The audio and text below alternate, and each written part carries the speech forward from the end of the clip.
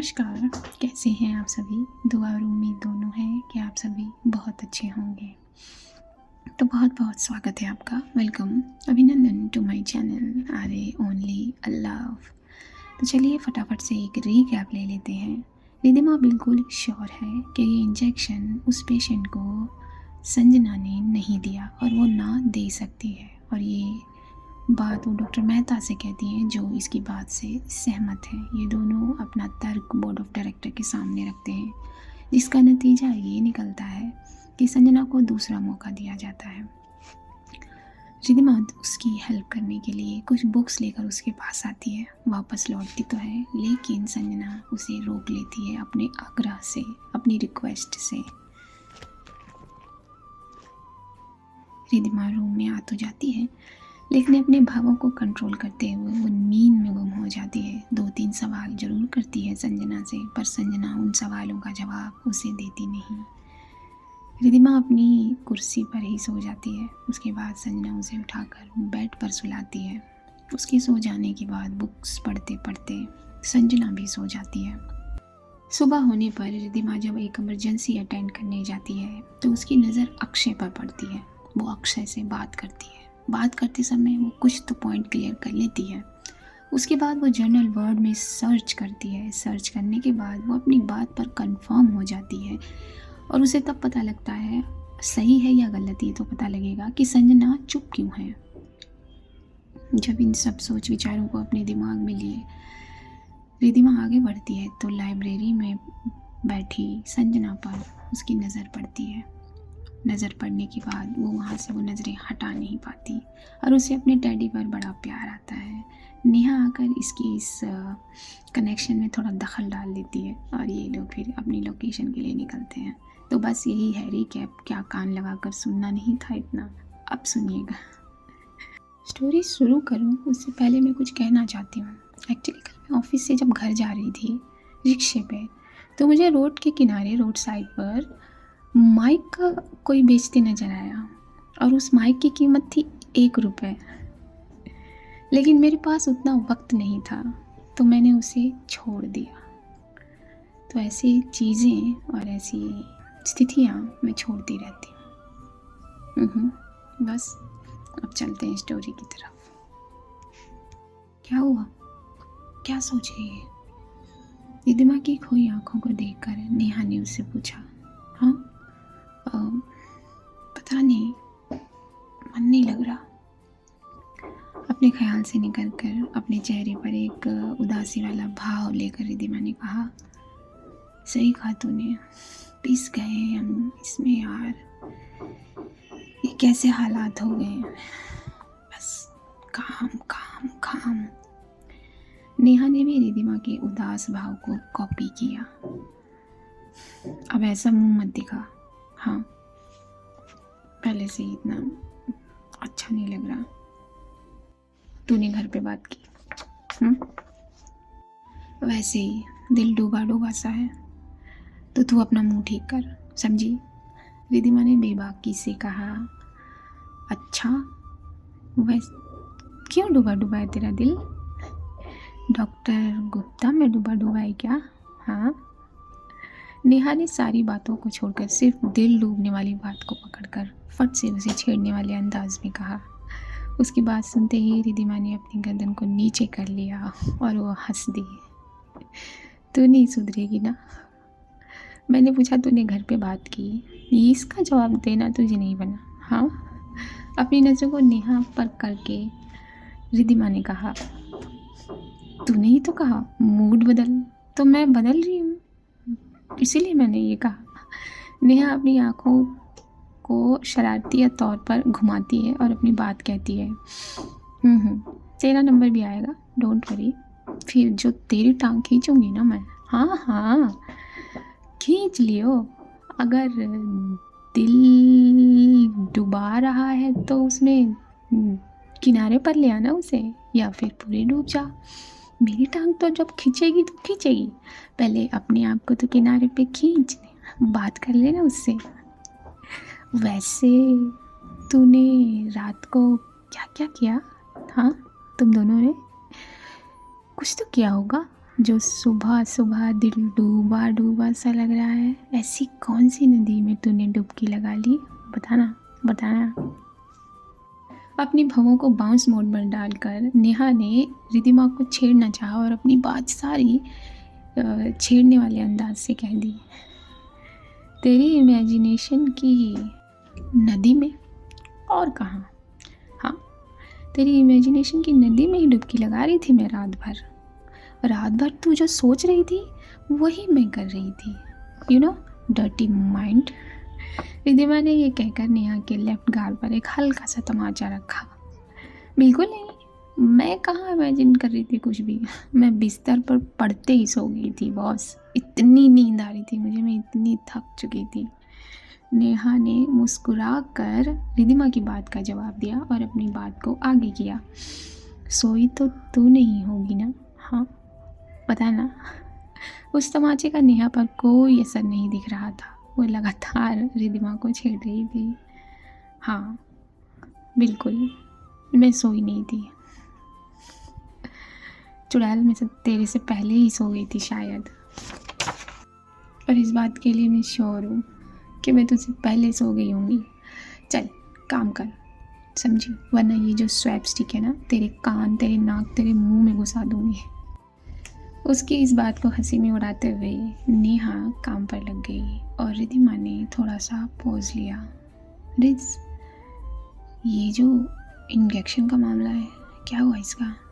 तूने पूछा उससे? नेहा ने थोड़ा संजीदगी पकड़ी और रिधिमा से सवाल किया। नहीं, मैंने तुझे कहा ना, मैं जाते ही सो गई थी, मैंने उससे कोई बात नहीं की। मैंने उसे बुक्स दी, वो बुक्स पढ़ने लगी और मैं सो गई। रिज के लफ्ज़ भी गंभीर नजर आए। क्या सच में तो सो गई थी? हाँ, मैं सो गई थी यार, क्या लड़की है तो, सो गई थी तो मेरा नाम डुबा करेगी। ये कहकर नेहा ने अपना मुंह बिगाड़ा।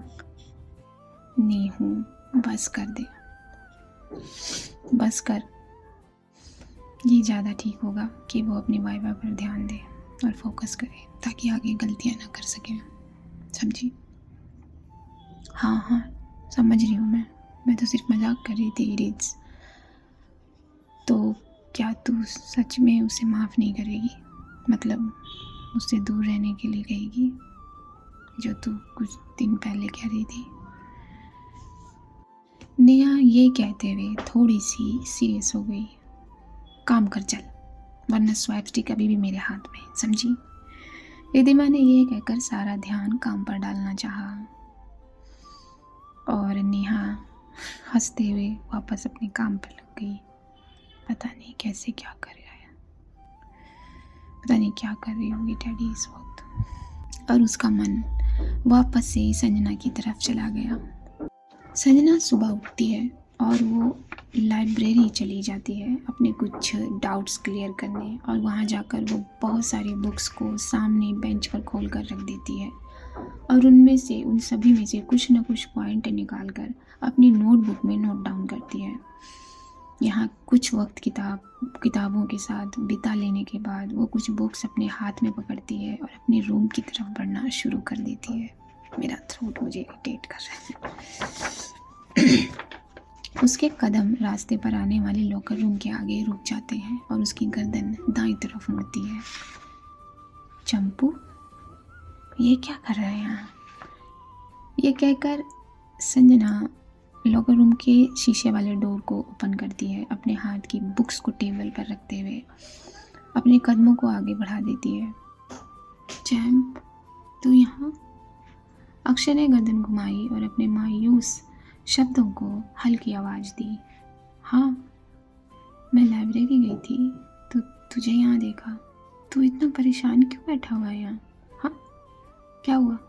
ड्यूटीज़ नहीं ज्वाइन करनी तुझे? ये कहकर संजना उसके ठीक बगल में बैठ गई टेबल पर। मेरा मन नहीं लग रहा चैम्प ड्यूटी पे। अक्षय के शब्द वैसे ही मायूस नजर आए। रिलैक्स चंपू, कुछ नहीं होगा, मैंने तुझसे कहा ना, कुछ नहीं होगा। तू अपनी ड्यूटी ज्वाइन कर और अपनी ड्यूटी ध्यान से कर। आगे से ऐसी गलती नहीं होनी चाहिए, तू समझा।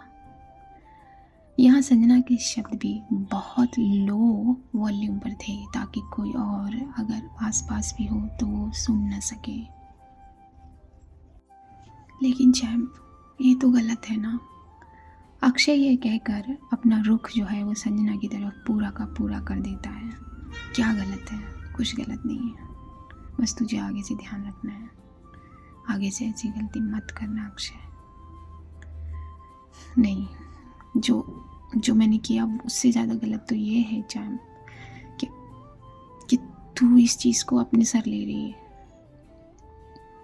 चंपू, अब मैं ये ले चुकी हूँ, ठीक है, और मैं कर लूँगी। तो तुझे इतना परेशान होने की ज़रूरत नहीं है। तो क्यों इतना परेशान हो रहा है? हाँ, लेकिन चैम्प, गलती मेरी है तो मुझे ये एक्सेप्ट करना चाहिए। मैं तो ये कायरों की तरह इससे भाग रहा हूँ। नहीं, मैं ये नहीं कर सकता। अक्षय परेशान होते हुए अपनी जगह से उठ गया। संजना ने उसका हाथ पकड़ा और उसे नीचे टेबल पर बिठाना चाहा और उसे जोर देकर बैठने का इशारा किया। अक्षय उसके सामने बैठ गया और उसके हाथों को अपने दोनों हाथों में भर लिया। इस सीन से आपको कोई और सीन याद आ रहा है? फ्लैशबैक हो रहा है आपके दिमाग में? हाँ, बट पॉइंट ये है कि रिधिमा नहीं है यहाँ। अगर वो होती तो क्या करती? आप लोग मुझे बताना। ये भी नहीं होगा आप लोगों से।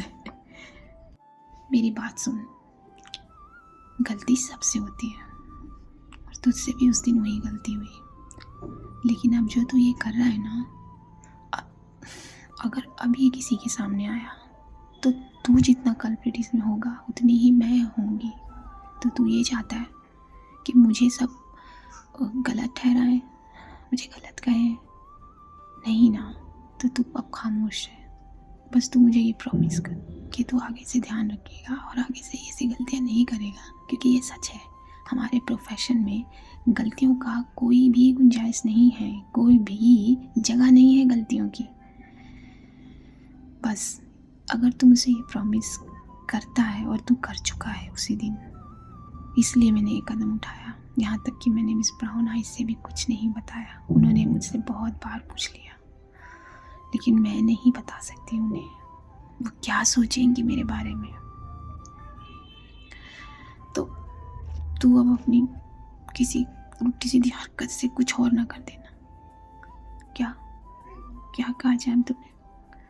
मिस रिधिमा मेरे पास भी आई थी आज सुबह बात करने के लिए। क्या? मिस ब्राउन आइज तुझसे बात करने आई थी? हाँ। तो तूने उसे कुछ बताया तो नहीं? संजना ने अपनी आंखों को छोटा करके अक्षय से सवाल किया। नहीं, मैंने उन्हें कुछ नहीं बताया, लेकिन तुझे लगता है कि उनको भांप लेने के लिए शब्दों की ज़रूरत पड़ेगी? ये सुनकर संजना ने एक लंबी सांस ली। लंबी सांस लेने के बाद, तू ठीक कह रहा है, उन्हें किसी चीज़ की जरूरत शब्दों की तो बिल्कुल नहीं पड़ती है, खासकर जिनको जान लेती हैं उनके लिए। एनीवेज, देखते हैं।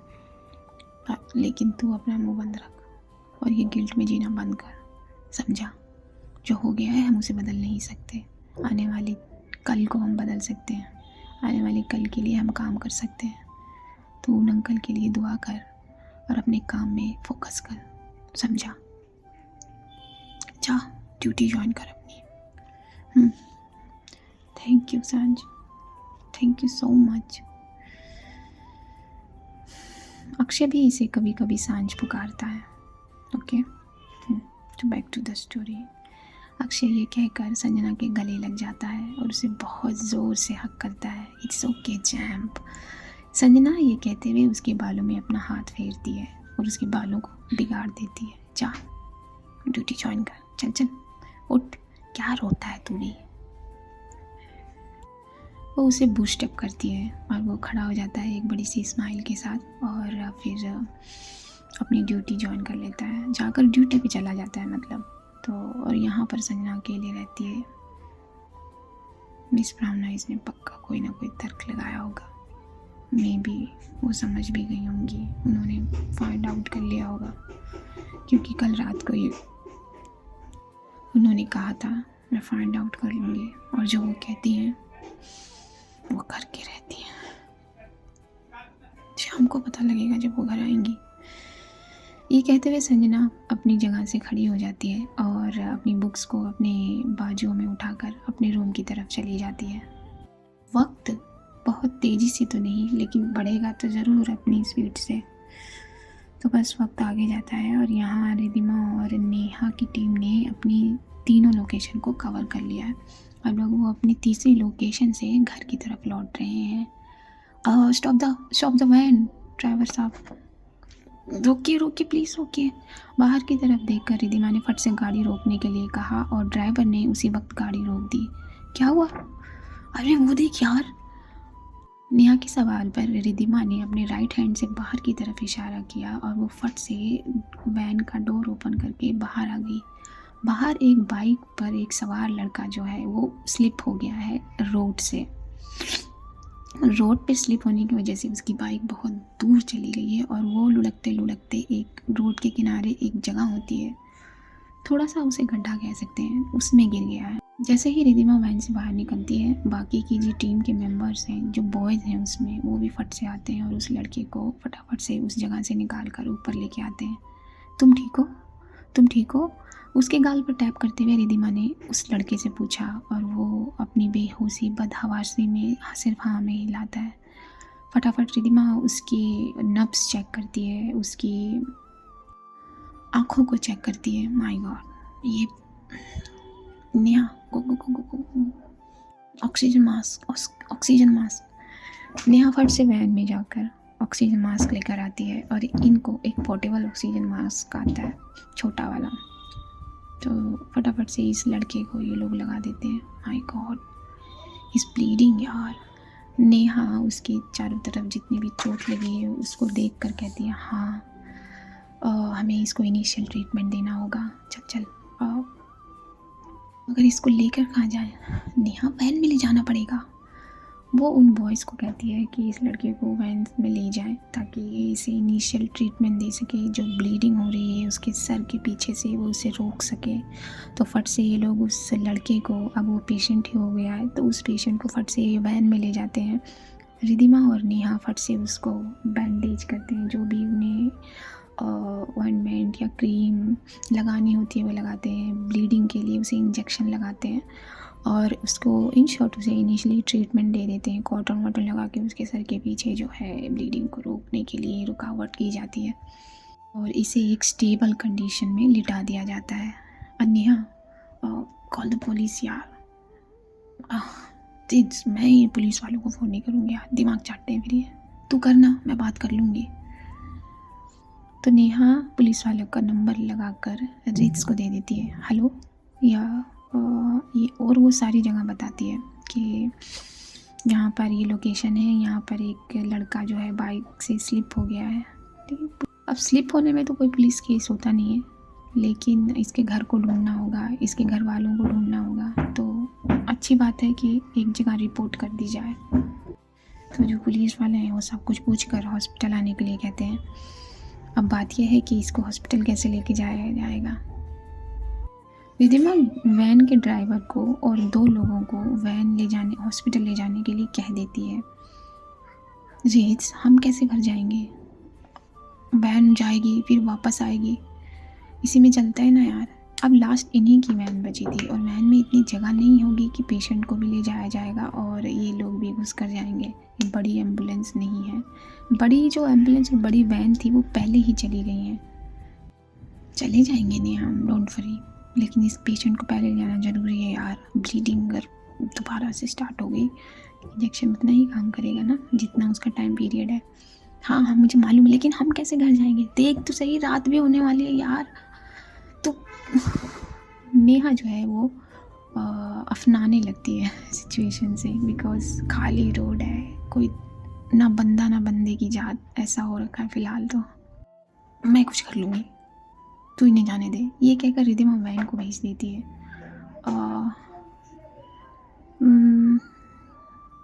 क्या अब आऊँ क्या कर रही है, कुछ कर, घर कैसे जाएंगे, ये देखना इधर से उधर एक कोई भी नहीं दिख रहा है, कोई गुंडा मुंडा आ गया तो हम क्या करेंगे। नेहा बहुत घबरा जाती है, वो मुंह बनाने लगती है डर वाला। रिलैक्स, कुछ नहीं होगा, अभी तो तू बड़ी दिलेरी की बातें कर रही थी। अरे भाई चुप, सोचने दे मुझे कुछ। रिद्धिमा सोचते सोचते अपनी जेब से अपना सेलफोन निकालती है और एक नंबर डायल करती है।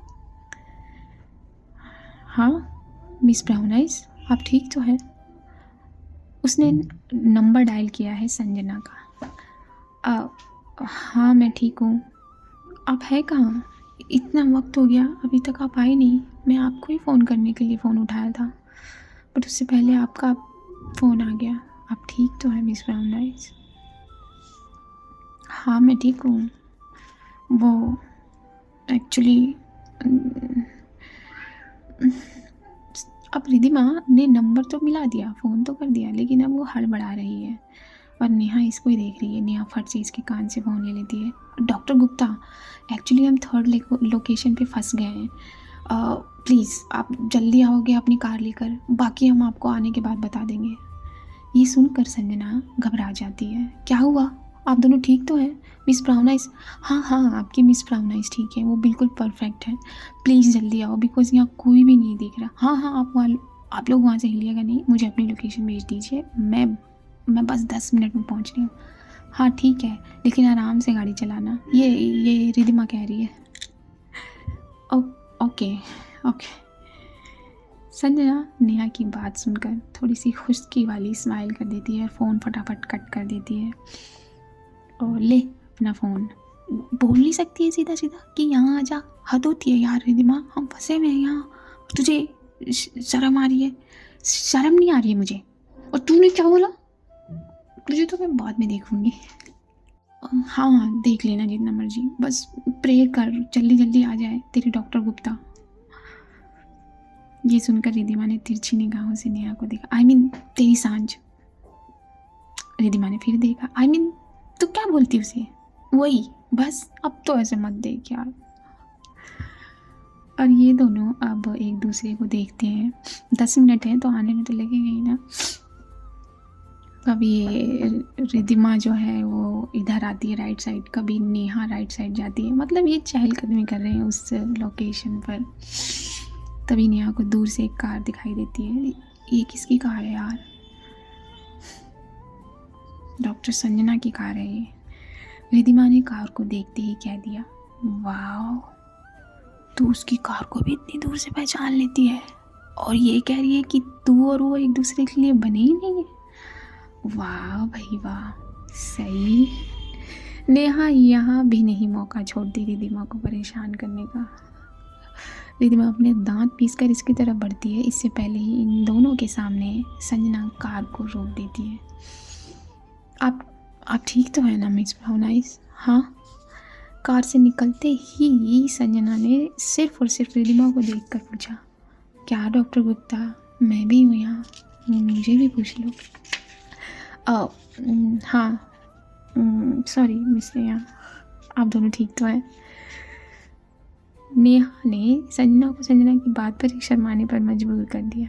हाँ हम दोनों ठीक हैं, चलिए ज़्यादा टाइम वेस्ट मत करिए। संजना ने फट से अपनी घड़ी की तरफ निहारा और इन दोनों को अंदर आने के लिए कहा।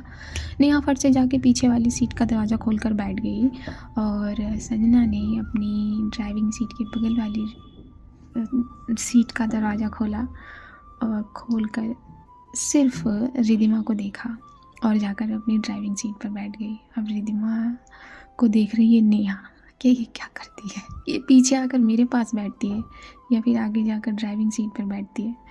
और जब रिधिमा की नज़र नेहा से टकराई तो नेहा ने उसे इशारे में पूछा, आप क्या करेंगी? रिधिमा ने उस मुंह बनाकर उसका जवाब दिया और जाकर वो अपनी सांझ की बगल वाली सीट पर जाकर बैठ गई और फट से उसने दरवाज़ा बंद कर लिया। नेहा ने बुदबुदाते हुए कहा, वाह भाई वाह, सही है, अब मेरे को कौन जाने और देखे। रिधिमा ने पलटकर सिर्फ अपनी आंखों से इशारा किया नेहा को चुप रहने का और नेहा मुस्कुरा दी। संजना ने कार को स्टार्ट किया। क्या हुआ मिस ब्राउनाइज, आप लोग यहाँ? वो एक्चुअली ना डॉक्टर संजना, आप तो जानते ही हो इसे, महान आत्मा है ये। एक्चुअली एक लड़का जो है वो रोड पर अपनी बाइक के साथ स्लिप हो गया, उसे ज़्यादा चोट आ गई, तो उसे इनिशियल ट्रीटमेंट दिया और उसे हॉस्पिटल पहुंचाने के लिए मैडम ने अपनी वैन को ही भेज दिया और हम दोनों को यहाँ उतार दिया। अब हम क्या करते हैं यहाँ? यहाँ देखा आपने, ना बंदा है ना बंदे की जात है, बस उसे तो भेज दिया और हम अकेले रह गए यहाँ, इसलिए आपको थोड़ा सा परेशान किया। It's okay, it's okay miss Neha, इसमें परेशानी की कोई बात नहीं है, बस आप दोनों ठीक है ना? हाँ हाँ डॉक्टर संजना, हम बिल्कुल ठीक हैं। रिधिमा ने फिर से नेहा को घूरा और उसकी घूरने के अंदाज को नेहा समझ गई। ओके ओके, अब नहीं बोलती मैं कुछ। उसने ये इशारा दिया और अपनी गर्दन को अपने मोबाइल में लगा दिया। संजना ने अपनी निगाहों को हल्का सा तिरछा किया और रिधिमा को देखा। रिधिमा उसे ही देख रही थी और जैसे कि रिधिमा की आंखें उसे थैंक यू कह रही हैं और संजना की आंखों ने रिधिमा की आंखों के थैंक यू का जवाब दिया। संजना ने हल्के से अपना लेफ्ट हैंड नेहा से बचाते हुए आगे बढ़ाया और रिधिमा के राइट हैंड को उसमें कस लिया। जब संजना ने ये किया तो रिधिमा ने अपनी पूरी गर्दन का जो कोण है वो संजना पर बना दिया। आप ठीक तो हैं? संजना ने बहुत हल्के शब्दों में पूछा। हाँ मैं ठीक हूँ। रिधिमा ने उसे भी हल्के शब्दों में उसका जवाब दिया और अपनी गर्दन को हाँ में हिला दिया। थैंक यू आने के लिए, थैंक यू फ़ोन करने के लिए। रिधिमा ने कर कर अपनी गर्दन को हिलाया और अपने चेहरे से संजना को इशारा किया कि आगे रोड पर नज़र रखो। संजना ने उसके इशारे को फॉलो किया। रास्ता बिल्कुल खाली है, आप छोटी से छोटी पक्षियों की आवाज़ सुन सकते हैं। रात हो गई है तो पक्षियों की कोई आवाज़ नहीं है, लेकिन हाँ रात में कुछ ऐसे क्या कहते हैं उसे, जीव होते हैं जो आवाज़ करते हैं, जैसे झिंगुर। झिंगुर की छाँ छाँ सुनी है आपने? म्यूज़िक है वो भी।